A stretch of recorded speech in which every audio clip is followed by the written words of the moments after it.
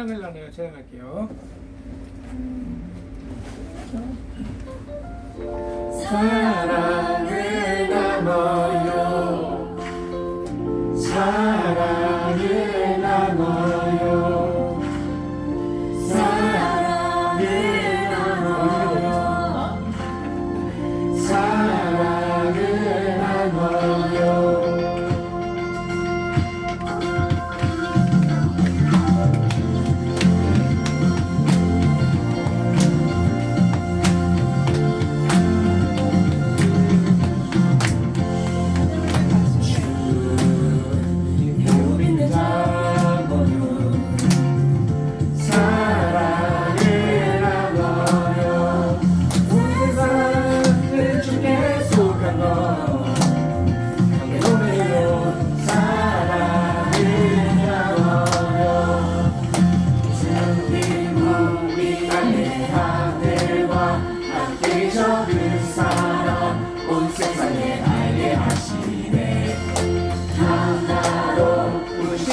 자유를 선포하는 주리라 온 세상을 밝게 비추네 아름답고 놀라운 주의 사랑 사랑을 나눠요 아름답고 놀라운 주의 사랑 사랑을 나눠요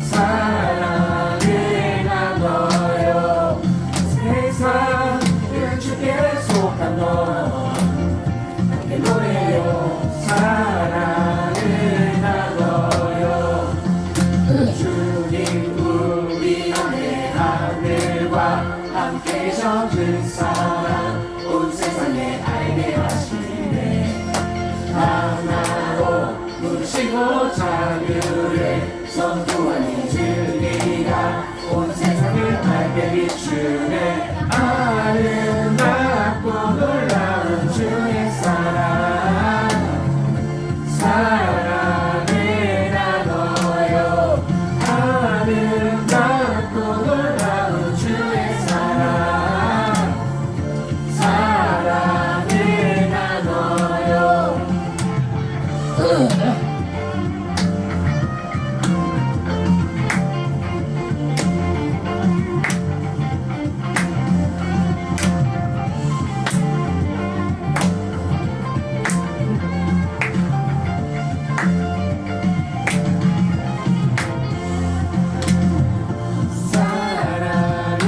나눠요 사랑을 나눠요 사랑을 나눠요 사랑을 나눠요 사랑을 나눠요 사랑을 나눠요 사랑을 나눠요 아름다운 그 사랑을 나눠요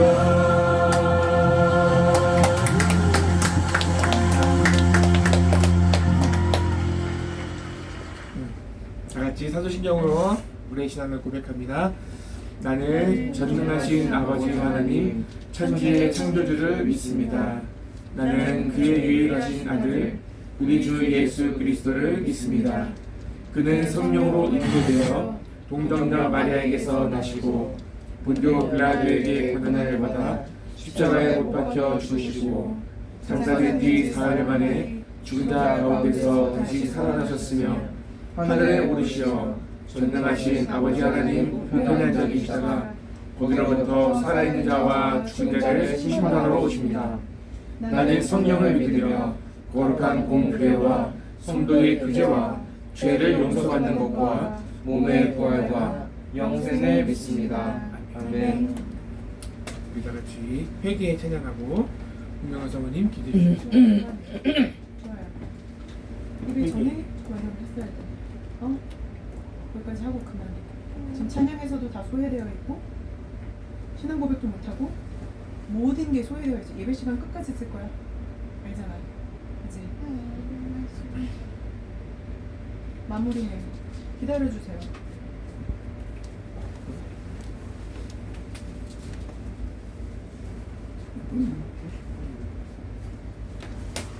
아메리카노.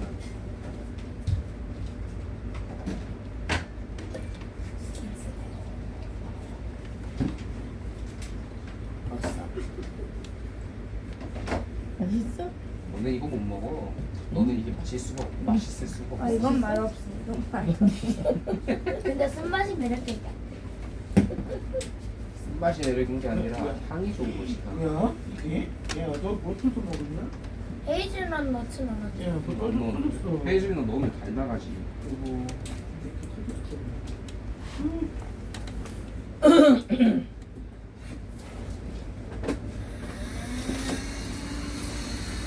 엄마 이거 쌀이야 뭐야? 청소기 소리 나는데 얼른지 요즘 하는 여기는 정수기만 나오면 뭐 그거다. 아이 그만 먹어. 목마를 때마다 먹는 건데. 아 너무 많이 먹으면 이따가 밤에 잠 안 오나?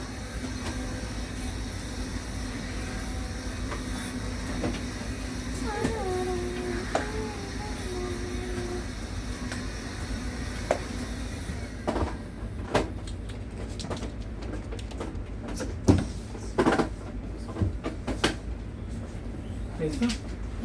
네, 합시다.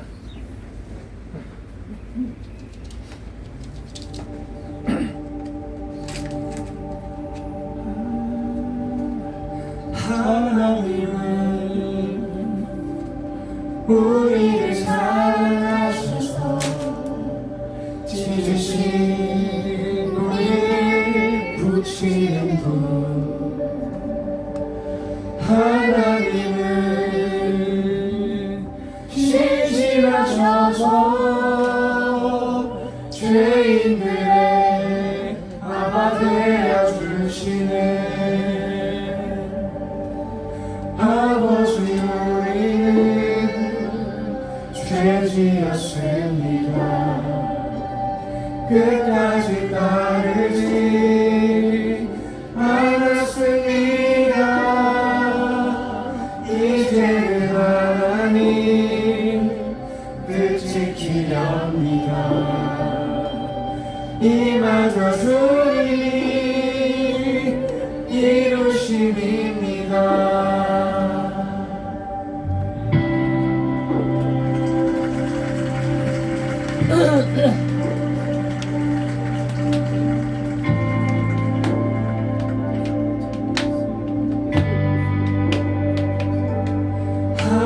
하나님은 우리를 사랑하셔서 찢으신 우리를 붙이는 분.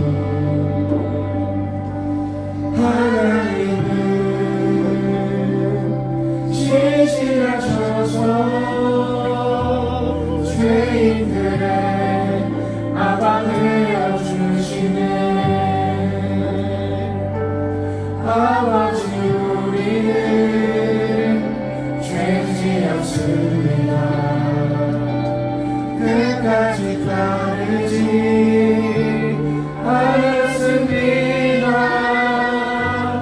이제는 하나님 뜻 지키렵니다. 이마저 주님이 이루심입니다. 아버지 우리는 죄지었습니다. 끝까지 따르지 않았습니다. 이제는 하나님 뜻 지키렵니다. 이마저 주님이 이루심입니다. 우리 모여 찬양하자. 제일 먼저 예배하자 영화로 주의 이름 아멘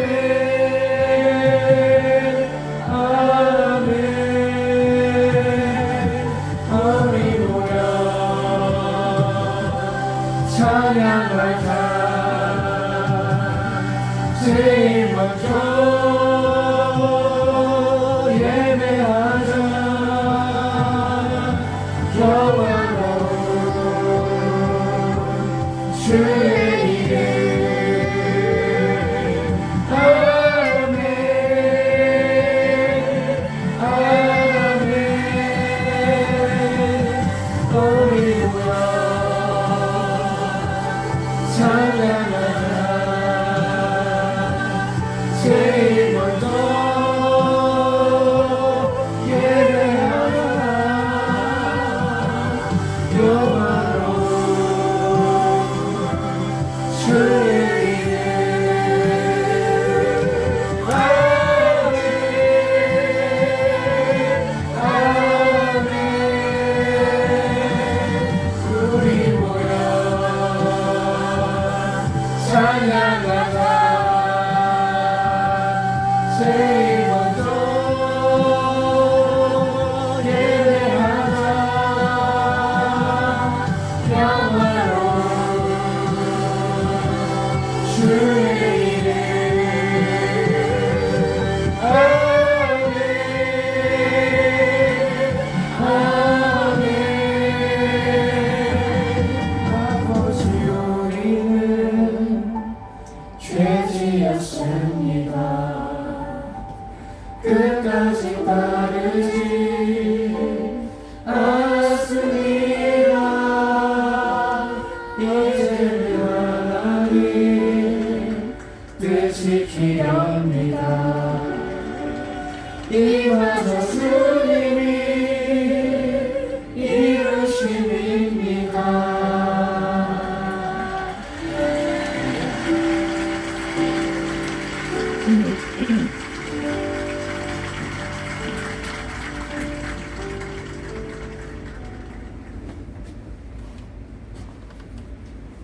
사랑해 주님 감사합니다.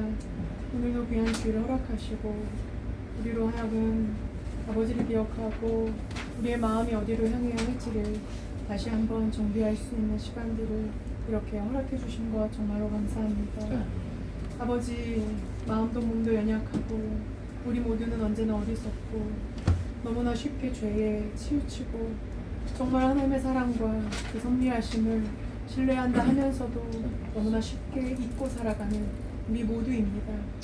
아버지 이러한 우리를 불쌍히 여겨주시고 아버지 은혜의 장중에 더 깊이 들어갈 수 있도록 우리 모두를 붙들어 주시기를 원합니다.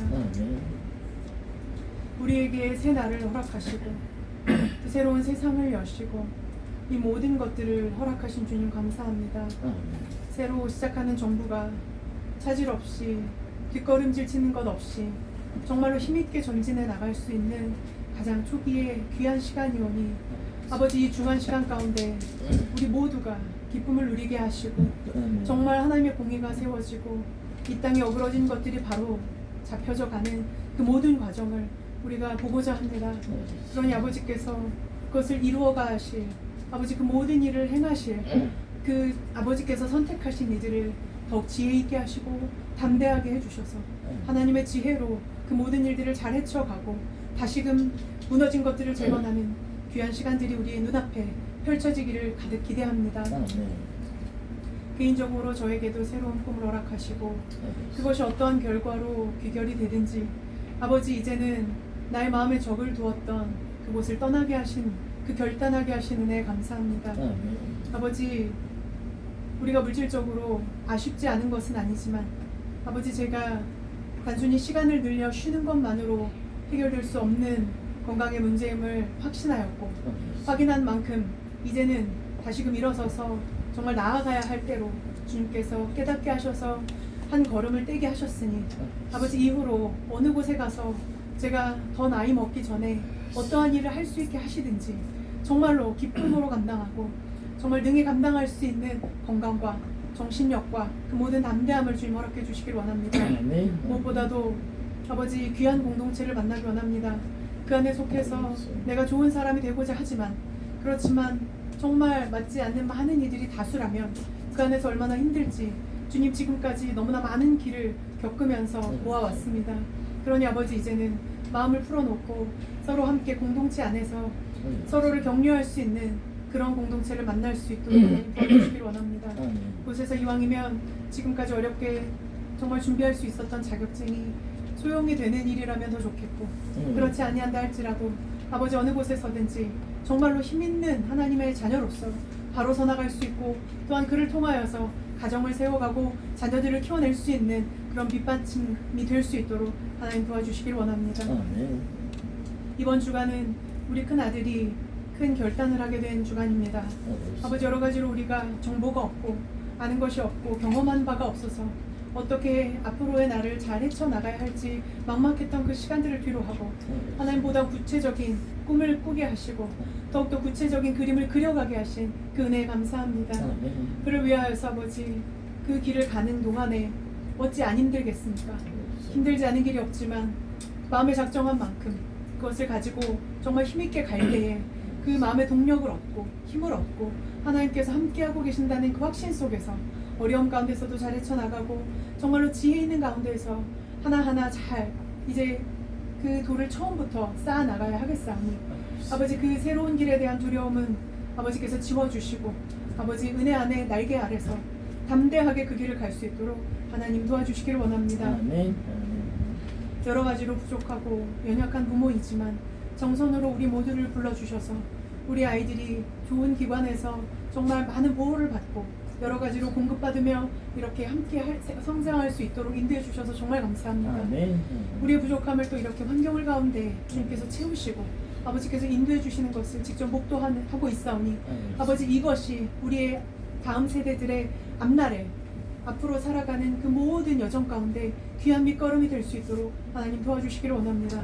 아버지께서 직접적으로 지혜를 더하셔서 많은 것들을 해결하게 해주실 수도 있으나 그러나 그뿐만이 아니라 내가 부족하고 내가 연약하고 내가 모자라고 내가 정말 나약할지라도 하나님께서 환경을 바꾸시고 사람을 보내시고 여러 가지 정말 여건들을 만들어 가면서까지도 우리를 인도하시며 우리를 붙들고 계시며 우리를 끝까지 아버지 놓지 않고 계시는 그 손길을 우리가 함께 목도하였사오니 우리 아이들의 생애에 앞으로 살아가는 그 모든 날들 가운데 이것이 큰 밑거름이 되고 받침이 될 수 있도록 하나님 도와주시기를 원합니다. 말씀을 준비하시는 두 분 전도사님 모든 삶 가운데 늘 붙들어 주시고 말씀을 준비하고 그 말씀을 상고하고 그 말씀대로 살아가고자 노력하는 그 몸부림하는 모든 여정 가운데 주님께서 함께 하시고 아버지의 굳건한 손으로 붙들어 주셔서 정말로 그 귀한 말씀이 우리에게 또한 흘려내려질 때에 그것이 우리의 영을 깨우고 우리의 다친 부분이 회복되고 정말로 모자란 부분들이 채워지고 다시금 평안을 얻는 귀한 역사의 그런 시간들을 우리가 말씀 시간 가운데 맞이하길 원합니다. 그 말씀대로 살아가고자 하는 용기와 그 모든 일들 가운데 더욱 힘있는 행보로 주님 앞에 나아갈 수 있는 주의 종들로 바로 설 수 있도록 하나님 들어주시기를 간절히 원합니다. 우리 가족 모두가 이 모든 일들을 하나님께서 정말 맡겨주신 일들을 잘 감당하기 위해서는 영과 육과 몸이 정말 강건하여겠사오니 아버지 모든 시간들을 이 모든 우리의 모든 재반 환경들을 다 주님 앞에 내어놓습니다. 아버지께서 책임져 주시고 주님 은혜 안에서 바르게 설 수 있도록 우리 모두 붙들어 주시옵소서. 우리가 교회 성도 모두가 은혜 가운데 서며 이 시간 가운데 귀한 말씀으로 다시금 변화되는 시간이 되기를 간절히 소원하며 이 모든 말씀 우리 주 예수 그리스도 이름으로 기도드렸습니다.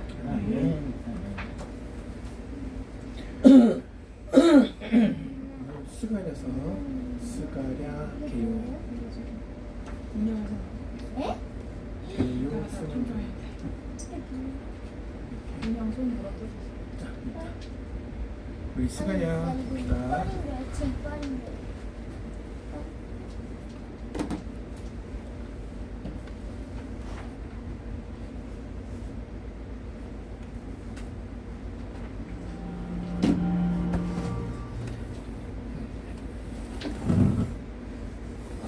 스가랴서. 이 책은 바벨론 포로 생활이 끝나고 예루살렘으로 돌아온 후를 배경으로 합니다. 우리는 에스라서에서 스가랴와 학계가 백성들에게 성전을 재건하고 하나님의 약속들이 성취되는 것을 기대하게 하고 동기부여하는 모습을 보았습니다. 그리고 오래전 예레미야 선지자는 이스라엘의 포로 생활이 70년간 지속되지만 그 후에는 하나님의 임재가 새 성전에 회복되고 하나님의 나라와 메시아의 통치가 모든 민족에 임할 것이라고 예언했죠. 이 책의 서두에 나오는 날짜들은 바로 그 70년이 거의 다 찼다는 것을 보여줍니다. 그러나 돌아온 고국에서의 삶은 힘겨웠고 이 약속들은 하나도 실현될 것 같지 않았습니다. 왜일까요? 스가랴서는 바로 그 이유에 관해 설명합니다. 이 책은 꽤 명확한 구조로 되어 있습니다. 도입부에서 전체적인 어조를 설정한 뒤 스가랴가 꿈에서 본 많은 환상이 소개되고 7장과 8장에 이르러 결론을 맺습니다. 그리고 다음에 나오는 두 부분 역시 많은 시와 예언으로 이루어져 있습니다. 그럼 이제 이 책의 구성을 자세히 살펴보겠습니다. 첫 부분은 스가랴가 동시대인들에게 던지는 도전의 말씀으로 시작됩니다. 하나님께로 돌아오라. 너희 조상들을 본받지 말라. 그들은 반역하여 이전 선지자들의 말을 듣지 않아 결국 포로가 되지 않았느냐. 그러자 귀환한 포로들은 스가랴의 말에 귀 기울이면서 회개하고 하나님 앞에 겸손히 나아갑니다. 아니, 그렇게 보입니다. 다음의 긴 부분은 스가랴가 밤중에 본 8개의 환상으로 구성되어 있습니다. 미리 말하지만 이 환상들은 매우 기괴하고 이상한 모습으로 가득 차 있습니다. 여러분의 꿈처럼 말이죠. 하나님이 그분의 백성에게 상징적인 꿈을 통해 말씀하시는 방법은 매우 오래됐는데요. 창세기로 거슬러 올라가면 야곱, 요셉, 그리고 바로의 꿈이 등장하죠. 이 꿈들은 단대에 일어난 사건들의 의미를 부여할 뿐만 아니라 미래를 내다보는 창문이 되기도 했습니다. 그럼 이제 스가랴가 꿈에서 본 환상들을 살펴볼까요? 이 환상들은 아주 멋진 대칭 구조로 배열되어 있습니다. 첫 번째와 마지막 환상은 각기 4명의 말탄자들에 대한 것으로서 그들은 마치 하나님을 대신하여 세상을 순찰하는 경비대원들 같습니다. 이것은 하나님께서 모든 민족을 세심하게 살피고 계신다는 것을 표현하죠. 그들은 온 세상이 평화롭다고 보고하는데 스가랴의 시대에 이것은 하나님이 페르시아를 일으켜 바벨론을 정복하고 평화를 가져오게 하신다는 걸 가리킵니다. 그런데 여기서 질문이 생깁니다. 70년간의 이스라엘의 포로 생활이 거의 끝나갑니다. 그럼 지금이 메시아의 나라가 예루살렘에 임할 때일까요? 하나님은 그 약속을 반드시 성취하기로 하셨다고 말씀하시지만 그 시기에 대해서는 대답하지 않으시죠. 두 번째와 7번째 환상은 짝을 이루어 둘 다 이스라엘을 결국 포로가 되게 했던 과거의 죄를 상기시킵니다. 두 번째 환상은 뿔들에 대한 것으로서 이스라엘을 공격하고 흩뜨린 나라들인 아수르와 바벨론을 상징하죠. 하지만 이 뿔들, 즉 제국들도 결국 한 무리의 대장장이에 의해 흩어지게 되고 그건 페르시아를 상징합니다. 7번째 환상은 광주리 안의 한 여인에 대한 것으로서 이 여인은 이스라엘이 수세기 동안 언약에 불순종했던 것을 상징한다고 전해지는데요. 이내 그녀는 학과 같은 날개로 바람을 일으키는 2명의 여인에 의해 바벨론으로 옮겨집니다. 참 이상한 이야기죠. 세 번째와 6번째 환상은 또한 짝을 이루며 둘 다 새 예루살렘의 재건에 대한 것입니다. 여기 한 남자가 도성을 측량하고 있는데요. 이것은 예루살렘은 재건되고 모든 민족의 등불이 될 것이며 그들은 하나님의 백성과 함께 예배하게 될 거라는 하나님의 약속을 상징하죠. 다음으로 6번째 환상은 새 예루살렘 주위를 날아다니며 도둑질과 거짓말하는 자들을 심판하는 두루마리에 대한 것입니다. 이것은 새 예루살렘이 하나님의 말씀으로 인해 죄로부터 정결케 된 장소가 될 것을 의미합니다. 4번째와 5번째 환상은 전체 환상 가운데 중심이 되는 부분인데요. 귀환한 포로 중 핵심적인 2명의 지도자, 즉 대제사장 여호수아와 다윗 왕의 자손인 스룹바벨에 대한 것입니다. 여기서 여호수아는 더러운 옷을 입음으로써 상징적으로 이스라엘의 죄를 뒤집어 쓰고 있습니다. 그러나 곧 더러운 옷은 벗겨지고 새 옷과 새 두건이 주어지는데 이것은 하나님의 은혜와 용서를 상징하죠. 그러고 나서 천사는 여호수아에게 만일 그가 하나님께 신실하면 그분의 백성을 다스릴 것이며 그가 미래의 메시아 왕의 상징이 될 것이라고 말합니다. 또 다른 환상은 정교한 순금 등잔에 기름을 공급하는 두 올리브 나무에 대한 것인데 등잔은 그분의 백성을 감찰하시는 하나님의 눈을 상징합니다. 그리고 이 두 그루의 나무는 두 기름 부음 받은 지도자 여호수아와 스룹바벨을 상징합니다. 앞장서 성전 재건을 이끄는 자들이죠. 하나님은 성전 재건의 성공은 정치적 책략의 결과로 주어지는 게 아니라고 하시며 이들 두 지도자는 반드시 역사하시는 하나님의 영에 의지해야만 한다고 말씀하십니다. 1년의 환상이 끝나갈 때 스가랴에게 추가로 환상 하나가 더 주어집니다. 그 주제는 중심이 되는 4번째와 5번째 환상에서 이어지는 것으로서 다시 대제사장 여호수아에게 왕권이 씌워지고 그는 미래의 메시아 왕에 대한 상징이자 하나님 나라의 제사장이 될 자로 표현되죠. 그러고 나서 스가랴는 이 모든 환상의 성취는 오직 이 세대가 하나님께 신실하고 언약의 규례에 순종할 때에만 가능하다고 말하며 이 부분을 마무리합니다. 이 세 개의 환상들이 함께 강조하는 것은 메시아의 나라는 오직 그분의 백성이 하나님께 신실할 때에만 도래한다는 것입니다. 이제 그의 환상들이 결론에 이를 때 스가랴는 또 다른 도전을 제시합니다. 지난 70여 년간 무너진 옛 성전을 애통해하던 한 무리의 이스라엘 사람들이 와서 그에게 묻기를 이제 슬퍼하기를 멈춰도 되나요? 하나님의 나라가 곧 임하는 게 아닌가요? 이에 스가랴는 다시 한번 그들의 조상들이 선지자들을 통한 하나님의 부르심을 거역하고 결국 포로가 되었던 일을 상기시키며 그들에게도 도전합니다. 이 세대가 오직 정의와 평화를 추구하고 언약에 신실할 때에만 메시아의 나라를 볼 것이라고 말합니다. 즉 스가랴는 그들의 질문을 뒤바꾸어 너희는 하나님 나라를 상속받고 그분의 나라에 참여할 준비가 된 그런 백성이 될 것이냐 라고 묻습니다.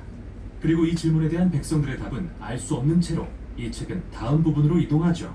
이 마지막 두 부분은 1장부터 8장까지와는 매우 다릅니다. 각 부분은 마치 만화경을 보듯 미래의 메시아의 나라에 대한 다양한 시와 모습으로 구성되어 있는데요. 먼저 9장부터 11장까지는 장차 오실 겸손하신 메시아 왕에 대해 묘사합니다. 그분은 나귀를 타고 새 예루살렘으로 와서 열방 가운데 하나님의 나라를 세우실 것입니다. 그러다가 갑자기 이 왕은 이스라엘의 양떼를 이끄는 목자로 표현되는데 그분은 먼저 자신의 백성에게 거절당하고 다음에는 역시 목자들로 표현되는 이스라엘 지도자들에게 거절당하십니다. 하나님께서 이스라엘을 이런 부패한 목자들에게 넘기신다는 건데요. 여기서 의문이 생깁니다. 이스라엘은 영원히 그들의 왕을 거절할까요? 마지막인 12장부터 14장은 아니라고 말합니다. 이 부분은 미래의 메시아의 나라에 대한 시와 모습으로 구성된 또 다른 모자이크로서 새 예루살렘을 하나님의 공의가 마침내 모든 민족의 악을 대적하여 물리치시는 장소로 묘사하는데요. 이는 요엘서와 에스겔서에 나타난 주제와도 매우 비슷합니다. 그런데 하나님은 그분의 백성들의 마음속에 있는 불순종 또한 대적하실 것입니다. 하나님은 그들에게 자신의 영을 부으시어 그들이 메시아로 오신 목자를 반역하고 거절했던 사실을 회개하며 슬퍼하게 할 것이라고 하십니다. 마지막 장의 결론은 새 예루살렘이 모든 민족이 모이는 장소가 되는 것인데요. 이 도시는 새로운 에덴 동산이 되고 성전에서 흘러나오는 생명수의 강은 모든 피조물의 치유를 가져다 줍니다. 이 책은 이렇게 끝이 납니다. 그리고 스가랴는 우리에게 1장부터 8장과 9장부터 14장의 관계에 대해 생각할 여지를 남기는데요. 여기서 핵심은 바로 후반부에 나오는 이 미래의 메시아의 나라는 전반부의 요지와 같이 하나님의 백성이 언약에 신실할 때에만 도래하리라는 것이죠. 스가랴서를 읽는 것은 롤러코스터를 타는 것 같습니다. 환상과 시들은 특이한 모습으로 가득 차 있고 생각의 흐름이 비선형적이죠. 이게 바로 중요한 점인데요. 이 책은 역사나 우리의 인생처럼 항상 질서정연한 형식에 맞아떨어지지 않습니다. 하지만 선지자들은 우리에게 자신의 목적을 따라 역사를 이끌고 계시는 하나님의 손길을 잠시나마 보여줍니다. 궁극적으로 스가랴는 우리를 혼돈 너머를 바라보며 장차 임할 하나님의 나라를 소망하도록 초대하고 그래서 현재에 충실하도록 동기를 부여합니다. 이것이 바로 스가랴서의 내용입니다. 감탄스럽습니다. 동기를 참 잘하네. 자, 스가랴고요. 요한복음 7장 11절에서 18절 말씀을 읽겠습니다. 둘, 넷, 여섯, 8절이네요. 한 절씩 읽고 마지막 절만 같이 읽을게요. 명절에 유대 사람들이 예수를 찾으면서 물었다. 그 사람이 어디에 있어? 우리 가운데에서는 예수를 두고 말들이 많았다. 더러는 그를 좋은 사람이라고 말하고 더러는 무리를 미혹하는 사람이라고 말하였다. 그러나 유대 사람들이 무서워서 예수에 대하여 드러내놓고 말하는 사람은 아무도 없었다. 명절이 중간에 접어들었을 즈음에 예수께서 성전에 올라가서 가르치셨다. 유대 사람들이 놀라서 말하였다. 이 사람은 배우지도 않았는데 어떻게 저런 학식을 갖추었을까? 예수께서 그들에게 대답하셨다. 나의 가르침을 배우고 싶으라 나를 보내신 분의 것이다. 하나님의 뜻을 따르려는 사람은 누구든지 이 가르침이 하나님에게서 난 것인지 내가 내 마음대로 말하는 것인지를 알 것이다. 다같이 자기 마음대로 말하는 사람은 자기의 영광을 구하지만 자기를 보내신 분의 영광을 구하는 사람은 진실하며 그 사람 속에는 불의가 없다. 오늘 말씀은 하나님의 뜻을 따르려는 사람은 진리를 향한 부르심이라는 제목으로 말씀을 전하겠습니다. 진리를 향한 부르심입니다. 우리에게 주신 메시지입니다. 이따가 질문 하나를 던질 겁니다.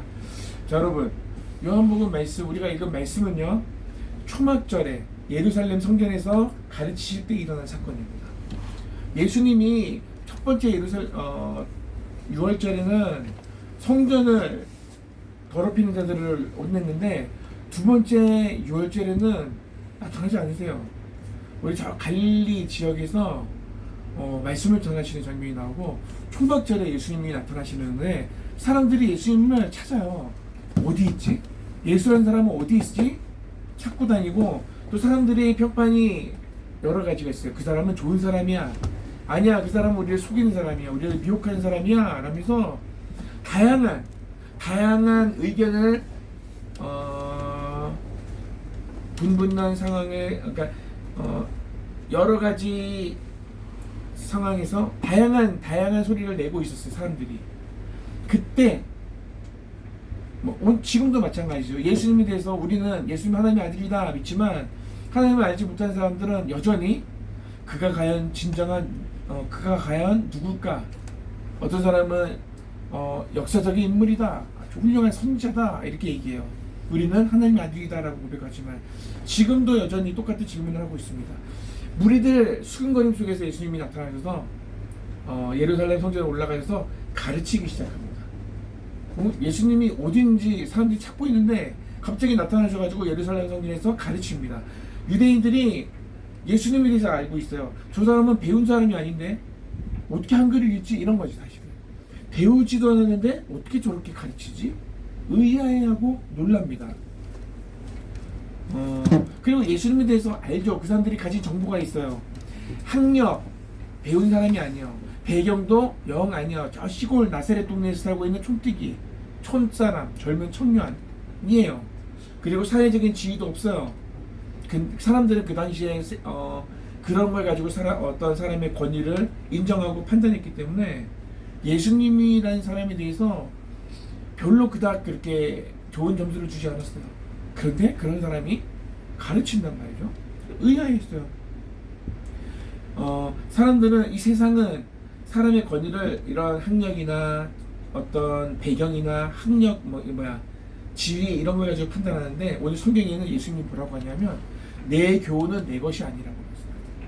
내 교훈은 나를 보내신 이의 것이다 라고 말씀합니다. 우리의 가르침이나 삶의 모든 것이, 우리가 가지고 있는 모든 자원이, 지식의 자원이 우리가 배운 지식이나 우리가 경험한 것만이 전부가 아니다. 진짜 가르침은요, 하나님으로부터 온 것이다. 내가 아무리 많은 것을 배우고 했어도 하나님을 믿는 사람들이 하나님으로부터 온 그 지혜가 있다는 거죠. 그것을 넘을 수 없다는 거죠. 진정한 가르침은 하나님으로부터 온다는 사실을 예수님이 분명하게 하셨습니다. 우리가 어떤 것을 주장하거나 가르칠 때, 어떤 누군가에게 이것을 증명하고자 할 때, 그 근원이 어디에서 나온 것인지 우리 스스로가 물어봐야 돼. 이거 내가 하나님으로부터, 하나님의 뜻에 기반한 것인가, 아니면 내 욕심이나 내 경험이나 내 지식에서 온 것인가를 알아야 돼요. 근데 오늘 성경에 예수님께서 17절에 보니까 명확한 방법을 제시하십니다. 우리가 어떻게 하나님의 뜻에서 나온 진리를 알 수 있을까? 17절에 사람이 하나님의 뜻을 행하려 하면 그 교훈이 하나님께로부터 왔는지 내가 스스로 말함인지 안다. 이게 무슨 말이에요? 진리를 아는 가장 확실한 방법은 뭐예요? 진리를 아는 가장 확실한 방법은요, 내가 하나님의 뜻을 행하려는 의지에 있다는 거야.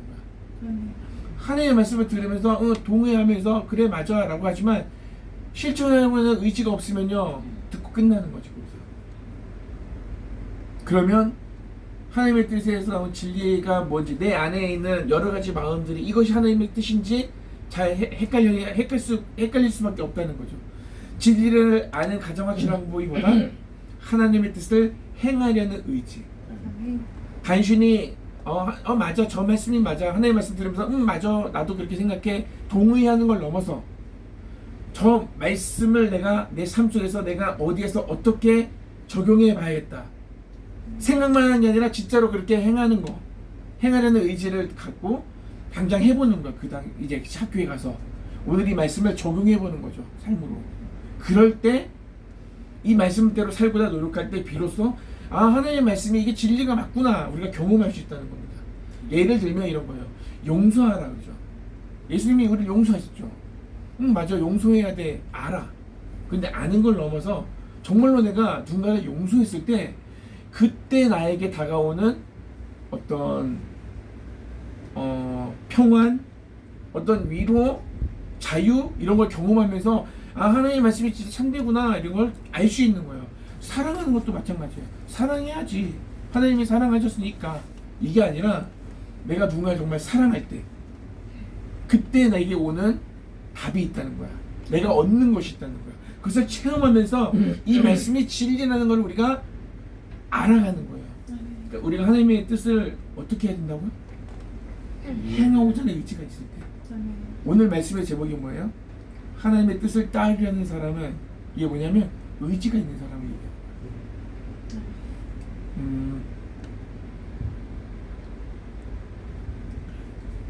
하나님의 말씀대로 살고자 노력할 때 말씀이 진정한 가치를 우리가 경험한다.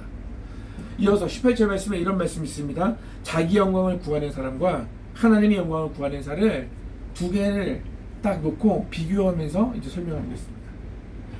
하나님의 영광을 구하는 사람과 내 자신의 영광을 구하는 사람을 비교하는 거예요. 18절에 이런 말씀입니다.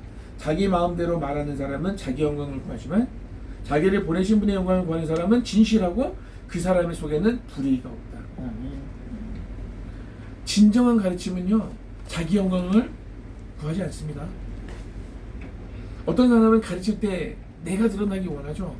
하나님의 말씀을 전하면서도 내가 이런 사람이야 라는 걸 드러내고 싶어 해요. 근데 그것은 진정한 가르침이 아니다. 자기 영광을 구하지 않는다. 진정한 가르침은 오직 하나님께 영광을 돌리고 그분의 뜻을 이루는 것, 그것이 수준인 거예요. 가르치는 사람이.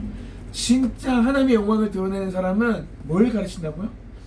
이걸 가르치면서 이 사람이 이 말씀을 통해서 하나님의 뜻을 이루는 것이에요. 거기에 초점이 맞는 거야. 내가 드러나는 게 아니라 내가 말씀을 잘 전했어, 내가 나 때문에 은혜 받았어, 이게 문제가 아니라 내 성도들이, 나에게 보내신 이 양들이, 하나님의 사람들이 하나님의 뜻을 이루는 자가 되기를 원하는 거야. 하나님께 영광이 되고 또 내가 이것을 가르쳤을 때 이 사람들이 정말 하나님의 뜻을 이루는 사람들이 되는 거야. 이게 진정한 가르침이고, 나의 유익과 명예가 아니라 뭐예요? 하나님의 영광을 위할 때 우리는 참된 길을 걷고 있다는 걸 알 수 있다는 거죠. 우리가 말씀을 받는 입장에서도 생각해 볼 수 있고 전하는 사람 입장에서도 생각해 볼 수 있어요. 마지막으로 오늘 말씀을 통해서 중요한 질문을 한번 해봤으면 좋겠어요. 나 자신에게. 나는 과연 하나님의 뜻을 행하려는 의지가 있는가?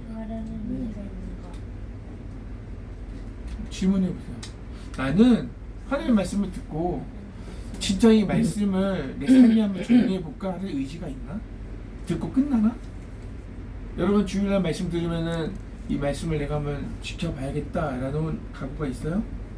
오늘은 각오가 있는지를 넘어서 그 말씀을 삶에서 한번 의지가 뭐예요? 해보는 거예요. 사랑해야지가 아니라 사랑해보는 거예요. 사랑하면 하나님의 이래서 하나님께서 하라고 했구나. 이걸 알 수 있는 거야. 경험할 수 있는 거야. 일단 하나님의 말씀을 지키려는 의지가 있어야 돼. 그래야 그분의 뜻을 알 수가 있어요. 그 말씀입니다. 단순히 듣고 아는 것으로 머무는 것이 아니라 그 말씀을 삶 속에서 실천하려는 적극적인 태도가 있어야 된다. 필요하다. 해보자는 거지. 이제 진짜 우리가 하나님의 뜻을 행하려 할 때 비로소 하나님의 가르침이 진리라는 것을 깨닫게 됩니다. 그리고 우리의 모든 삶이 오직 하나님의 영광을 위할 때 우리 안에도 하나님의 의가, 하나님의 진리가 가득하게 되는 거예요. 그냥 배우고 아는 것으로 지식으로만 차 있는 게 아니라 진짜 그걸 한번 실천해 봤을 때 그 실질적으로 다가오는 경험을, 하나님을 아는 그 자료들이 내 안에 쌓이는 거예요. 하나님에 대한 지식, 하나님을 아는 지식, 그냥 듣고 보고 만으로 아는 게 아니라 내가 경험하는 하나님.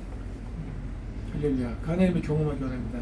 하나님이 우리를 부르셨어요. 그 부르심에 응답하여 하나님의 뜻을 행하면서 그분의 영광을 드러내는 삶을 살아가는 우리가 그 성도들이 되기를 원합니다. 아멘. 하나님이 우리를 부르셨잖아요. 분명한 이유가 있어요. 뜻이 있어요. 아멘. 그 우리가 알아야지. 알려면 어떻게 해야 된다? 하나님의 말씀을 실천해보자 하는 의지가 있어야 되고, 의지만으로가 아니라 해야 돼. 아멘. 진짜 사랑해야 되고요. 진짜 용서해야 되고요. 진짜 참아야 돼요. 그리고 그거 했을 때 나 괜찮아 멋있어가 아니라 하나님 말씀에 내가 순종했다는 기쁨과 그때의 느낌을 우리가 기억해야 돼. 아, 하나님이 왜 참으라고 했는지 알겠다. 아, 하나님이 왜 우리 보고 사랑하라 했는지, 아, 이 맛이구나, 이거구나, 이걸 알아야 돼. 그러면 다음에 또 할 수 있겠죠. 아멘. 그 기쁨을 아니까, 경험했으니까. 여러분, 누군가를 도와주고 후원하는 사람들이 자꾸 해요. 돈 많은 사람이 하는 게 아니에요. 그 그 기쁨을 경험한 사람이 또 하는 거예요. 돈이 없어도, 얼마 없는 것이라도 그걸 자꾸 하는 거야. 왜? 그 기쁨을 경험한 사람은 하니까. 나눔의 경험. 누군가를 도와줬을 때, 누군가의 희망을 줬을 때, 그 사람이 나로 인해서 힘을 얻고 했을 때 기쁨을 얻는 거야. 내가 베풀면서, 용서하면서, 사랑하면서. 하나님은 오늘 우리에게 그걸 말씀하는 것 같아요. 진리를 향한 부르심. 우리가 하나님의 뜻을 알기 위해서, 그게 목적은 아니지만 우리가 정말 하나님의 말씀에 순종하기를 원하고 그렇게 살려고 한다면 결국 우리는 하나님의 계획 안에서 하나님의 영광을 하나님의 경험을 올려드리고, 우리가 그분의 말씀으로, 진리로, 선으로, 의로 가득한 삶을 살아갈 수 있다. 어떤 환경의 변화와 상관없이 여러분이 머무는 그곳이 하나님의 나라가 될 수 있다.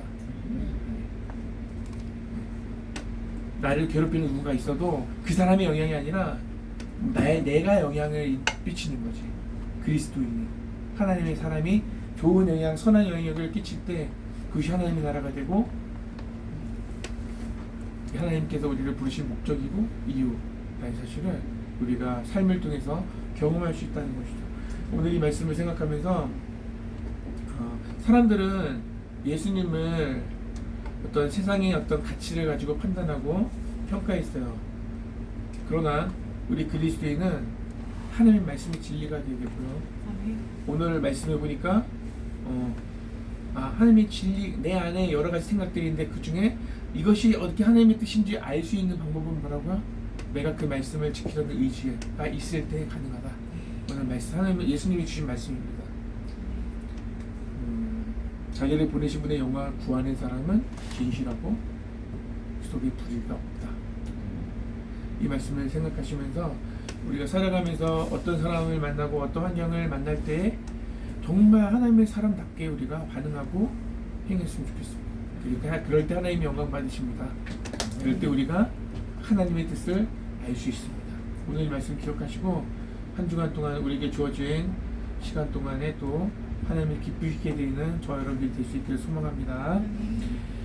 하나님의 뜻, 성도의 삶 찬양하시고 공허 기도하고 예배도 마치겠습니다.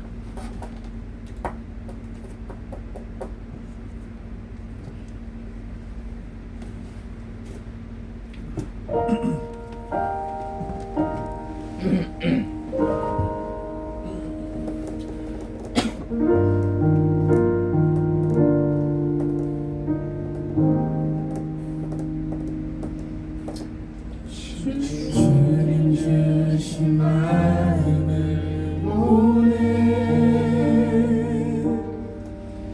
자신을 온전히 내주신 주 당신의 모든 마음 우리에게 쏟으셨네. 참 깊은 그 사랑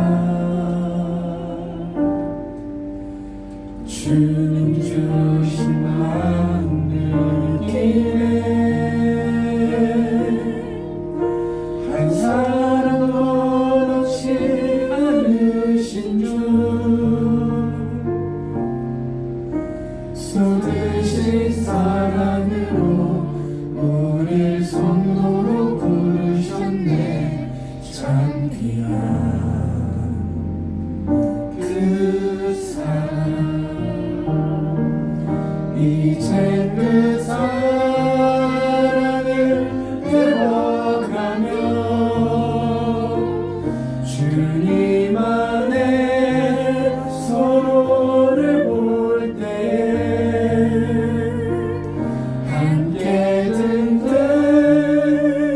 주님의 길 따라 살 수 있다는 것이 참 감사하다. 주님 주신 마음을 느끼네.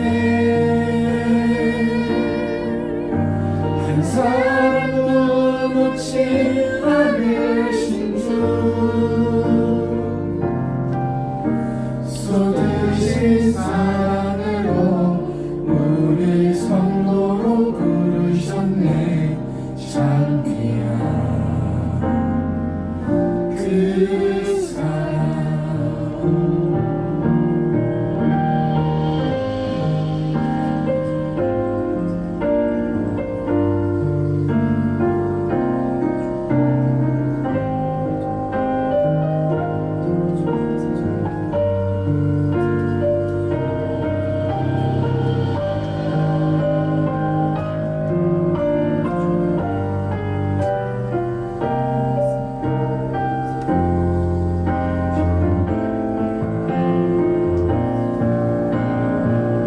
이젠 그 사랑을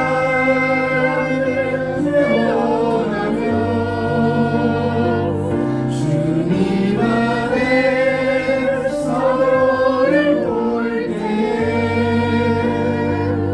함께 든든히 주님의 길 따라 살 수 있다는 것이 참 감사하다. 이제 그 사랑을 배워가며 주님 안에 서로를 볼 때에 함께 든든히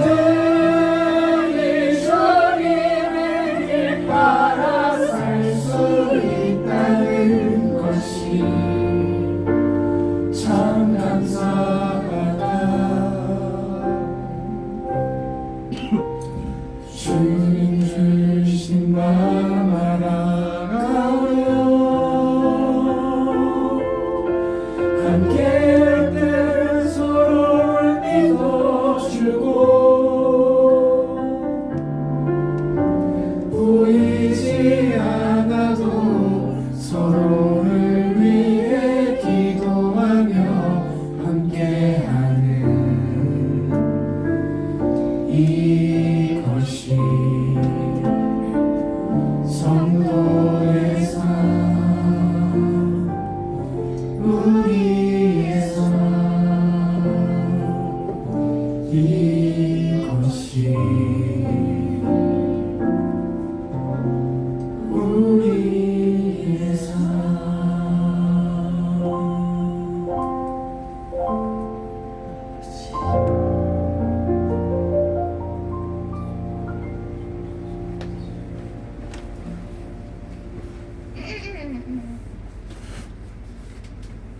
하나님 아버지, 이번 주간도 감사합니다. 이번 한 주도 감사합니다. 하나님, 저희 할머니 건강하게 해주시고 아빠 열심히 하게 해주시고 엄마 시험 붙게 해주시고 큰 오빠 경북 전문대 가게 해주시고 작은 오빠 공부 열심히 하게 해주세요. 하나님, 형과 할머니가 무사히 돌아오게 해주셔서 감사합니다. 제가 제주도 갔을 때 오시는 거긴 하지만 제가 학교와 센터 아리아랑에서 하는 행동으로 인해 하나님이 누구신지 깨닫게 해주세요. 너가 내 말을 무시했으니까 나도 내 말 무시할 거야. 누구일까요? 기스 이따가 매일매일 일에 건강하고 무탈하게 살아가고 있으니 온통 주님의 은혜임을 감사드립니다. 저희 가족들의 기도 제목들 하나하나 주님의 인도하신 대로 이루시고 응답해 주실 줄 믿습니다. 오직 주님 뜻대로 할 수 있는 최선을 다해 살아갈 수 있도록 성령님 도와주시옵소서. 하나님 아버지 감사합니다. 다음 주에 있을 대회 때 주의 은혜로 제가 좋은 성적 낼 수 있게 도와주세요. 저희 가족 이번 주도 평안하게 하시고 주님의 복음 가운데 살아가게 해주세요. 오늘 말씀 전하시는 문태환 전사님 복 내려주시고 주님의 말씀 통해 은혜 받을 수 있게 해주세요. 사랑하는 아버지 하나님 감사합니다. 가족의 건강과 안전을 지켜주셔서 감사하고 오늘도 주의 말씀으로 붙드시니 감사합니다. 주님이 오늘도 함께 하시니 기도할 것도 없습니다. 아버지 당신을 기뻐하는 것이 우리의 힘입니다. 주님을 향한 감사와 찬양과 감정 안에 늘 거하기 원합니다. 언제나 함께 하시는 주님만을 오늘도 붙듭니다. 귀하신 주님, 오늘 모든 상황 속에서 감사드립니다. 무기력으로 지쳐가던 제게 새로운 희망을 허락하시고 새 날을 꿈꾸게 하시니 감사합니다. 부족한 시간 속에서 불완전한 준비이지만 과정 속에서 당신을 만나며 어떠한 결과를 보더라도 감사하게 하소서. 또한 주민에게 구체적인 꿈을 그려주심에 감사드리며 귀한 열매를 얻을 때까지 할 수 있는 최선을 모두 쏟을 수 있을 열정과 지혜를 허락하소서. 주님께만 영광 돌립니다. 하나님 감사합니다. 이렇게 한 자리에 모여서 주님의 예배하고 주님의 말씀에 우리가 듣고 동의하는 것을 넘어 이제 그 말씀을 실천하기에 그 의지를 주시고 그런 마음 우리 가운데 부어주시니 감사합니다. 하나님, 우리가 정말로 예배자로 산다는 것을 하나님의 말씀을 이렇게 듣는 것이 아니라 그 말씀을 따라 살아가는 것을 말씀하는 줄로 압니다. 어디에 있든지 우리가 있는 자리에서 늘 주님을 예배하는 자로 서기 원합니다. 하나님께 올려드리고 하나님의 마음을 품고 주의 사랑을 흘리며 살아가기 원합니다. 우리 한 사람 한 사람 부족하고 연약하지만 주께서 붙드시고 말씀하시고 붙드시고 세우시고 그렇게 날마다 역사하셔서 우리를 통한 하나님 그리스도의 향기가 이 땅 가운데 가득하게 도와주세요. 학교에서나 가정에서나 직장에서나 언제나 주님만이 드러나기 원하고 주님만이 영광 받으시기를 원합니다. 하나님, 오늘도 예배 감사한 마음으로 봉헌하였습니다. 드린 손길을 복되게 하시고 드려진 예물도 봉헌한 예물도 하나님의 영광을 위해서 귀하게 사용되어지기를 원합니다. 하나님, 정말로 신실하신 주님을 닮아가기 원합니다. 사랑을, 용서를 배우기 원합니다. 입으로만 닮는 것이 아니라 진짜 실제적으로 말씀 안에서 우리가 거하면서 정말로 주님 안에서 말씀을 실천할 때 느끼는 그 하나님의 그 사랑과 그 풍성함을 경험하면서 정말로 주님을 더 본받고 정말로 주님을 닮게 힘쓰는 우리가 교회 성도들이 다 되길 원합니다. 언제나 도우시고 함께 하시고 주님 부족한 일을 통해서 영광 받아주세요. 예배 위의 시간도 주님께 맡겨드립니다. 주님 함께 하시고 영광 받아주세요. 예수님 이름으로 기도합니다. 아멘. 하늘에 계신 우리 아버지의 이름을 부르게 하시며 아버지의 나라가 오게 하시며 아버지의 뜻이 하늘에서와 같이 땅에서도 이루어지게 하소서. 오늘 우리에게 일용할 양식을 주시고 우리가 우리에게 잘못한 사람을 용서하여 준 것 같이 우리 죄를 용서하여 주시고 우리를 시험에 빠지지 않게 하시고 악에서 구하소서. 나라와 권능과 영광이 영원히 아버지의 것입니다. 아멘.